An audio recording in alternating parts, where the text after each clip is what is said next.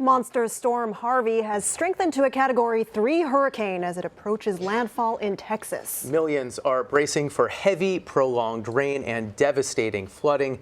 Hurricane, tropical storm, and storm surge warnings have been issued for parts of Texas. Meteorologist Steve Baskerville of our Chicago station WBBM has the latest on the hurricane's path. Steve?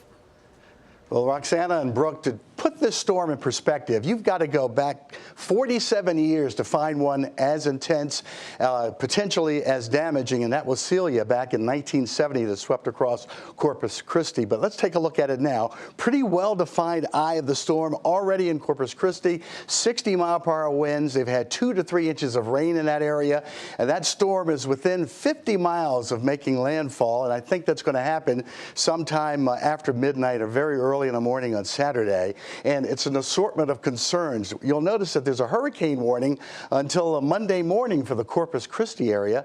Until Monday morning, a tropical storm warning in effect for the Houston area. And you look at these little red areas. Those are tornado warnings. That's also part of the problem as this storm moves closer to making landfall. So there are an assortment of concerns. It is not just for the moment it makes landfall and weakening. It could be a story for days. The very latest we have on it, 125-mile-per-hour winds moving pretty steadily northwest at 10 miles an hour. It's been doing that all day, but intensifying, unfortunately, as it gets closer and closer to making landfall. It only needs about 5 more miles per hour for wind speed to be a Category 4 storm, a very major, powerful, and devastating storm. Part of the concern is it looping and moving back out over the Gulf and moving toward Houston as a tropical storm, not quite as severe as what it will be as it makes landfall, but still the concern is that as it's trapped between 2 weather systems, it has nowhere to go. So it will either stall out or meander with a high to the north and west of it and another high anchored to the south and east. That's the major concern of it not really having anywhere to go. And if it's that kind of situation, you could get up to 10 inches of rain in 24 hours, for instance, around Corpus Christi and all the way up toward Austin and western parts of Louisiana. Here's the way we see the next 24 hours. South of Dallas by tomorrow night, Saturday night, still a major rainmaker by early Monday morning. Rain heavy in western parts of Louisiana. And once again, we've got multiple concerns. 120 to 140 mile-per-hour winds at times, 10 to 12-foot storm surge possible, 18 to 20 inches of rain by Monday morning. What was a Category 2 storm, strong enough with extreme winds and extensive damage a possibility, has been upgraded now to a Category 3.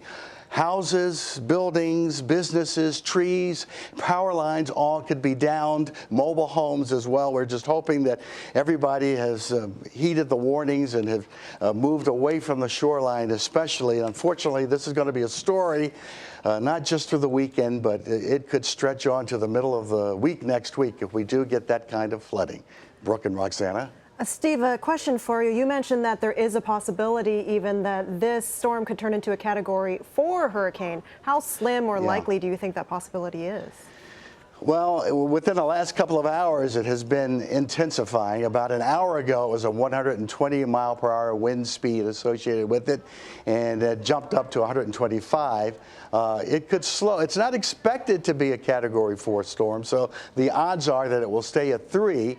The odds are it'll slow down and perhaps weaken somewhat in wind speed, but we don't want to give the impression that it won't be quite as dangerous because no matter if it's 115 miles an hour, 120 or 130, still a very strong and dangerous hurricane, the likes of which folks who live around that area haven't seen in over 40 years.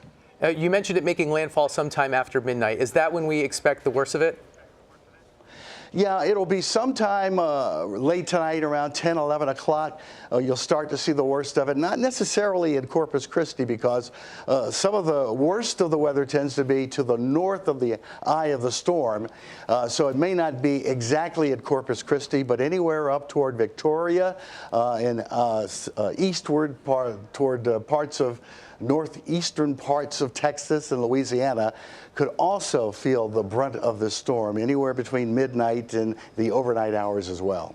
A lot to watch in coming hours. Steve Baskerville, thank you for joining us. You're welcome.